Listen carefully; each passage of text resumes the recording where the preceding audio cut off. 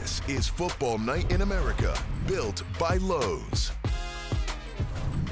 Welcome to the Football Night in America podcast presented by Lowe's. Maria Taylor alongside Matthew Berry, Mike Florio, Devin McCourty, and Jason Garrett here with you. Devin, thanks for showing up again. We appreciate it. Is that 2 weeks in a row? I'm a regular now. You're a regular now. Let's get it. Patriots have been Patriots win, so he shows up. Yeah, exactly. We're not going to start with the Patriots, though. We're going to start with the Buccaneers. And the first question I have, are they the best team in the NFC, the NFL? They're sitting at 5-1 and coming off a win against the 49ers, Jason. Yeah, you can make a great argument that they are. They've won a lot of close games up to this point. And to me, I think that's a good thing. Oftentimes we sit at this desk at the end of one of these days and we kind of evaluate the ugliness of a win. I'm more for winning and finding ways to win, and they've done that. And I think when you win the way they've won, it hardens you in a good way. You're calloused. You're ready for these situations. You don't blink when you're in those situations. Today was a little bit different.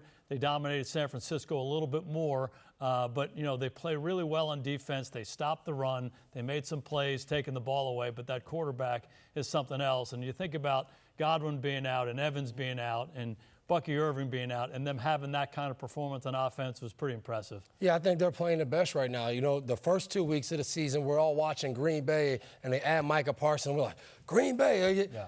We'll see how it all plays out, but I think what you just said, this team playing without top guys, but finding a way to win. From playing in the league, everything used to be about how do we get better. Everything's about playing your best ball December into January. To me, when you have young guys stepping up, Tez Johnson, Cameron Johnson, the young receivers are out there making plays, you don't know what's going to happen in December and January. But now you look at these young players that they have to play in those big-time moments. You trust them, and I think Baker has built up a lot of trust with the weapons on that team. Last weekend really seemed to jumble things up. There aren't many teams that stand out. The Lions look like the best team in the NFL. As we tape this, we have no idea whether or not the Lions are going to win in Kansas City. But even if they do, the Buccaneers get their shot next week against the Lions to prove to everyone. If you want to say, they haven't beaten anyone good, or, they don't win convincingly, they get a chance against a team that everyone would say is an elite team. So you prove it on the field. They're proving it week in and week out. They're going to be there. They're going to be a factor when we get to January, and that's all you can really hope for. Yeah, there's no question about that. I mean, look, and to your point, Mike, when you sit there and look around the rest of the NFC, right, the Eagles starting to show some signs of warts, right? The Packers, didn't look dominant against a quarterback in Joe Flacco that literally just got there. They finally got there. So not only are the Buccaneers winning, and you mentioned all the injuries. Rachaad White, the backup running back, is no Bucky Irving as well. They lose Emeka Egbuka halfway through this game as well. I mean, I think most of America doesn't know who Tez Johnson is or who Cameron Johnson is. But I cannot talk enough. I feel like we've talked about him every week, but rightfully so. I think if you held an MVP vote, I don't know how you don't vote for Baker Mayfield. 12 touchdowns. He's the first quarterback with at least 12 passing touchdowns and 1 or 0 interceptions in the first 6 games of an NFL season since 2020. And again, not only has it's been injured players, but it's been different guys. He had Mike Evans, and then Mike Evans gets hurt. Then he gets Godwin back. Godwin goes back out injured, right? He's making Sterling Shepard look good out there. Ibuka's in and out. The running backs, Worfsey missed for a lot of games. So there were a lot of MVP chants around Baker Mayfield today, and Baker shrugged it off. But I go back to that 3rd and 14 play where he's not the fastest guy, but he willed that team to get a third down, and I feel like he does that every week. He puts the team on his shoulders, and he wills them to victory. Baker Mayfield right now, he has the second shortest odds to become MVP. Josh Allen has the best. But let's talk about the injuries now for the 49ers. We saw Fred Warner go out, dislocated ankle and fractured ankle, so he's out for the season. Nick Bosa already out with the ACL. How concerned should we be right now for the 49ers? They have had so many injuries, and they're down to 2 defensive starters in comparison to their starting lineup from Super Bowl 58. They had a bunch of injuries last year, and they fell apart. This year, they're still winning, but you just get to a point where it's one too many. And Fred Warner's the heart and soul of that defense. He's only missed 1 game in 8 seasons in the NFL, all with the 49ers. And you feel like this one may be the one that's really going to test them as they try to keep winning games, Devin. Yeah, what we all love about football is this next man up mentality. We find guys that we've never heard of, undrafted, 7th round, guys that get cut multiple times, and they get their moment. But then sometimes the way you build a team, you just see too many guys go down, and it's just too hard to play at a level and standard. I think for this 49ers team over the last few years, the expectation isn't to finish second in the division or just lose in the wild card. They want to be at the last game of the season, and with all those injuries, it's really hard to do that. Yeah, you know, they're cornerstone players for a reason. And what happens when you remove Bosa and Warner and some of these other guys on their team that are lost for the year is guys who are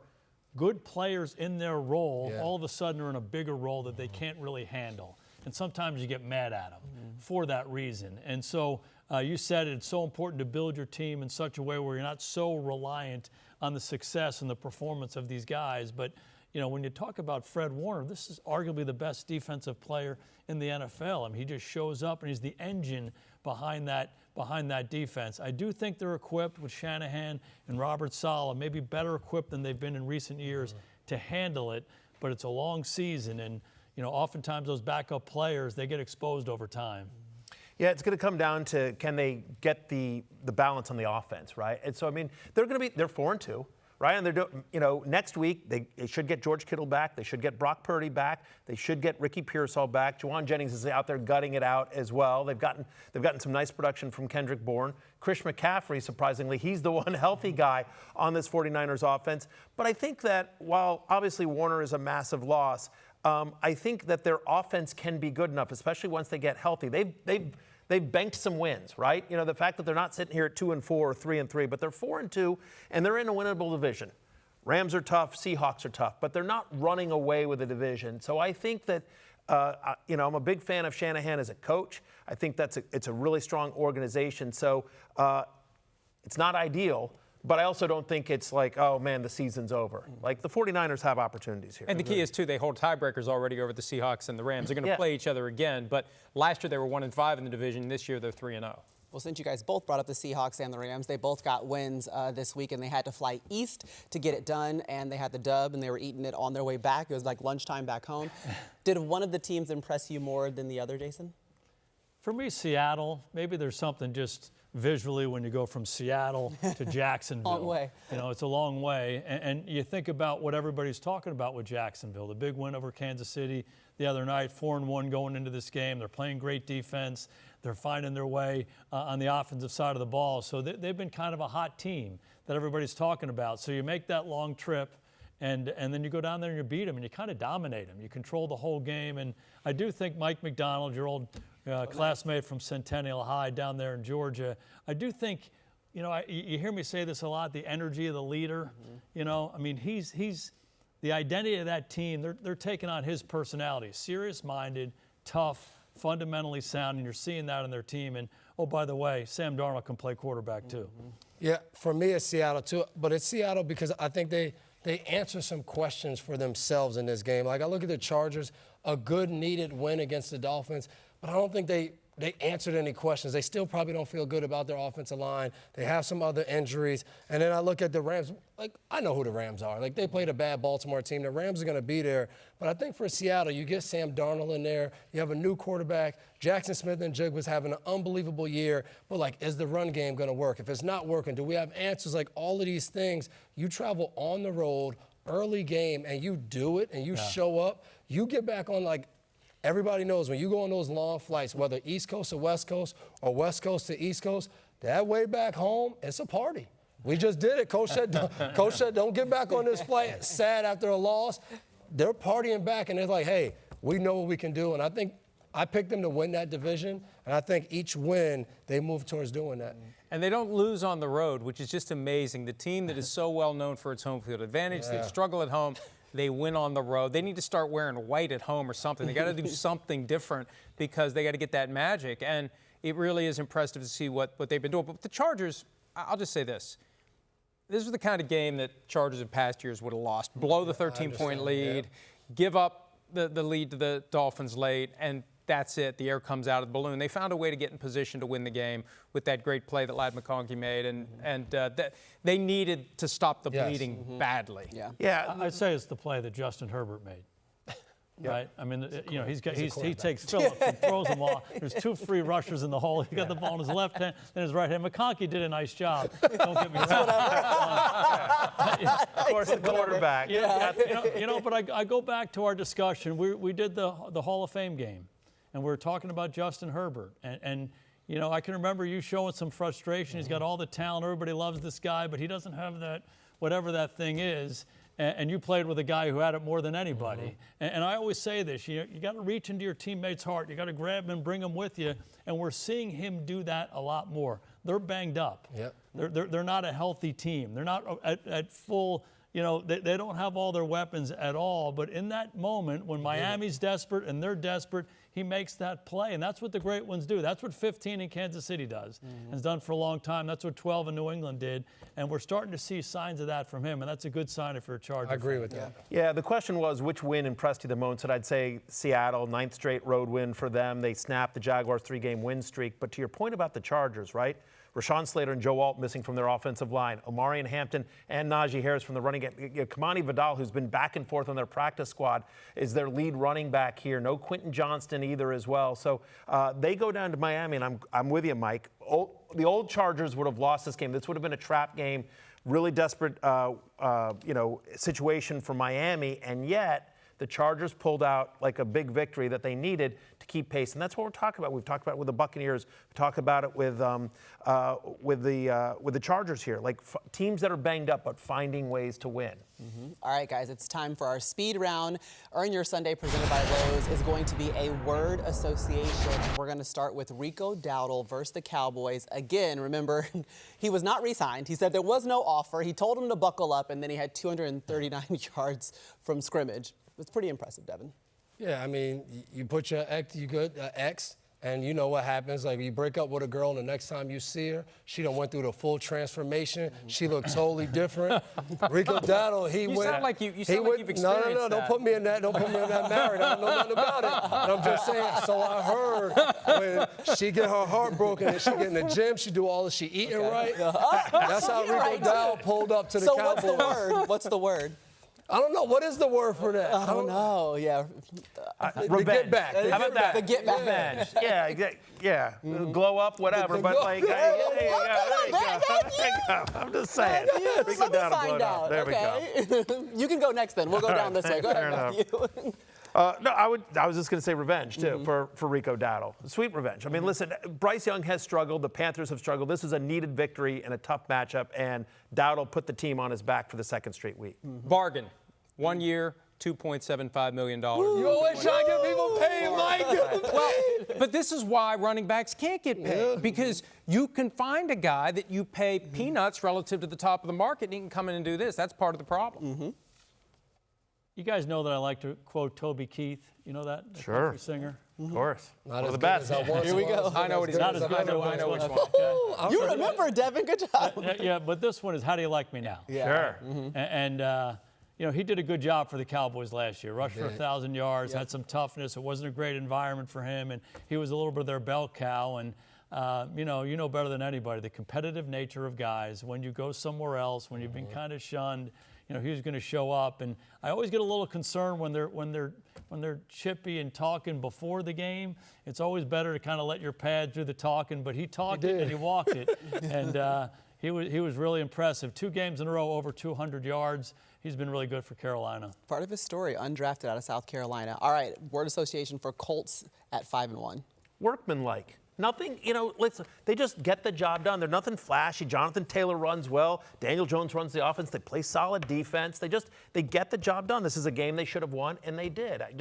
They're just a solid Midwestern team, right? They're just, strong values. I'll say exorcist, as in they need one out on the practice field before the like the game scariest starts. thing I've ever seen in my life. Travarius Ward gets a concussion during pregame warm-ups, and then Anthony Richardson gets a fractured orbital bone when a elastic band snaps, and they got to take him to the hospital. I mean, I think we should just ditch pregame warm-ups in Indianapolis.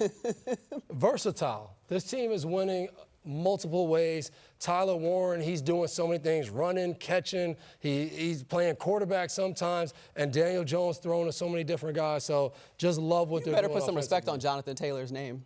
Yeah, what did I say? You said everyone but his name. Oh, well, he's leading the league in rushing. We know who he is. I know Jason would have. Yeah, I just think they're a complete team. And it's funny to say that because I don't think they're on anybody's radar coming into the season. But you look at them, they're good on the offensive line. They got a good tight end. They got good receivers. The running back is arguably the most underappreciated player in the NFL. And Daniel Jones, he's playing as a top 5 quarterback through 6 games right now. Anarumo's doing a great job with the defense. They're a fun team. Shout out Shane Steichen. He's done an unbelievable job this year. He's had a tough go of it in Indianapolis, up and down. He's done a fantastic job this year. I should have started there because it starts with him. I spent some time with him during training camp, and he's got such an even way about him. And he's a no BS guy, but he's a football guy. And I think the guys that he brought to that team, they respect his approach, and they're playing awfully well. What about Drake May? Franchise. This is a guy that we think maybe he could be, maybe, possibly. I think with the win last week against the Bills and how he performed today against the Saints, you're like, that guy's a franchise quarterback. The Patriots have found their quarterback. They weren't sure after Brady left if they would find it. They've got a franchise quarterback.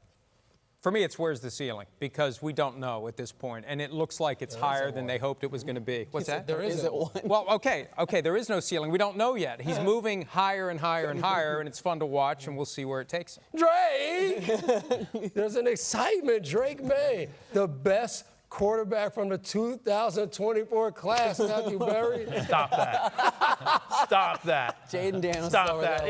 Yeah. Let me know when Drake May gets to an NFC championship game or even an AFC championship game. He plays in New England. They only count Super Bowls. Yeah, okay. That's fair enough. Like that, JJ? They don't hang banners for playoff appearances, right? We like Drake May. He's not Jaden Daniels. AFC That finalists. was strong. What's most exciting to me, he's just getting started. He's played really well. Maturity, the conviction that he's playing with, the decisiveness, there's no hesitation. He's like a veteran guy, but there's so much in front of him. This is the 18th start this weekend, so he's going to get better and better and better. They're lucky to have him. All right, the Jets allowing 9 sacks, recording -10 passing yards, and dropping to We were all so 0-6. positive. Yeah. I know. This is a terrible way to end this. So it's word association. The word is sad. It was just sad. Yeah. I mean, you felt bad. Justin feels like a I don't know if it's being Jets quarterback. We think about Zach Wilson with a ghost, and now Justin Fields he held the ball a little bit too long, but also didn't feel like he ever had a chance. The whole thing is sad. They just didn't feel like they had an opportunity there. They're 0-6, and if I'm a Jets fan, I'm just like, you didn't think you could sink lower than last year, and I feel like you're there. It's sad, honestly. It's sad because we like Aaron Glenn. I like Justin Fields. We're rooting for these guys. It's sad was my word. The line from Yogi Berra, deja vu all over again. I mean, no matter what changes, the Jets are still the Jets, and the harder they try, it seems like the deeper they sink, and here we are. When you see 9 sacks, I just think of look out, watch out, let's block someone. 9 sacks in the NFL. And I think the hard thing for that is they started off so well. They got the first turnover in the game, and then it's sad to say, but it feels like the Jets are the Jets. I think it was one of the ugliest games I've seen in years. I mean, it was terrible, and really on both sides. Yeah. Denver's involved in that too, and they got the 9 sacks, and there were some issues up front, but Justin Fields is holding the ball. The ball's got to come out of his hands, so he's contributing to the whole thing. But it goes to confidence, it goes to understanding, so many different things. So they're not in a good place. The bigger issue for me is there aren't a lot of redeeming things on their team right now. It was a low-scoring game, so naturally you say, boy, the defense must have played well. I think they played better. It just was an ugly game, and I don't know how it gets better for the Jets right now. I mean, usually there's got to be like a little ray of hope or something. Hey, okay, this isn't really good, but we can kind of hang our hat on this. They're still looking for that on their team. The draft. Hang your hopes on that. Okay, let's hang our hopes on something positive. Let's give a game ball out for best individual or team performance. Coach, you got it. We talked about him, Rico Dowdle. You think about Dallas going in there. Everyone was kind of high on Dallas and what they've been doing, particularly on the offensive side of the ball. But, they get the ball back at the end of the game, and they have a 15-play drive to put it on ice. And he was such a big part of it. So when you have a bell cow player like that who can step up and really control the game, pretty impressive. For me, Baker Mayfield. I've heard Coach Garrett say the best players are erasers. They erase any issues that you have, and that's what Baker Mayfield is doing. We're not talking about this banged-up offensive line. We're not talking about missing receivers. It doesn't matter. He's making it all better, so my game ball goes to Baker. I want to give a little recognition to my close personal friend, Aaron Rodgers. He shook off that duck that he threw, right? Is it fair to call it a duck? I think I heard it quacking from 500 miles away. Is it fair to call him your friend? And, and the ball that he threw Why do we always to have Connor to have an Hayward. agenda? Why does there always have to be an agenda to this? But it's not an agenda. I'm trying to give him some love here. The ball that he threw to Connor Hayward feels was like- vintage Aaron Rodgers. Vintage Aaron Rodgers. And Why do we need the preamble? Because it was fun. Because it was fun. The past 3 weeks for the Steelers, they've gone 2-0, and the rest of the division 0-9. It has been a good 3 weeks for the Pittsburgh Steelers. That was really sweet. I can't wait to see him for 2 weeks. I'm sure he can't wait to see me. That was sweet, asterisk, for Florio. I know we're supposed to really talk about today, but as long as we're talking about Week 6, how about Jackson Dart and Cam Scadaboo? Like, as we're just talking about overall performance, what they did Thursday night against the Eagles, I thought was so incredibly impressive, given the strength of the Eagles' defensive line, given the much maligned Giants' offensive line, and they dominated that game from start to finish on a short week. No Malik Neighbors, no Darius Slayton, and yet Jackson Dart, Cam Scadaboo have given that franchise just a real lift, and so I thought that was an unbelievable performance. What was most impressive to me about that 4 days earlier, they had 5 series in a row where they turned the ball over, right? Yeah. So those guys, as young players, sometimes that can give you, oh, God, you start to get a little hesitant. You're not really sure. They put that behind them, and they went and played the right way. And like you said, a lot of those other weapons, it wasn't like they were playing off them. They were the guys and the reason it happened. Credit to Brian Dable. Got them ready. Great game plan. They executed it. I'm going to give it to the Panthers, more specifically Bryce Young, because every time I look at him smiling, I turn to Devin. I'm like, She this loves makes Bryce me Young. so happy because it Roll was a Tide, hard Maria. time coming. Roll Tide, Maria. Yes, You so bet. congratulations to the Panthers, back-to-back wins. We'll see you next week. The game's headed to Santa Clara. They're taking on the Falcons. Obviously, Atlanta's going to win. We'll see you at 7 Eastern on NBC and Peacock for Football Night in America.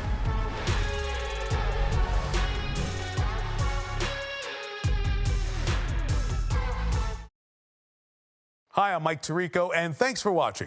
Make sure to hit subscribe for the latest news and highlights from NBC Sports.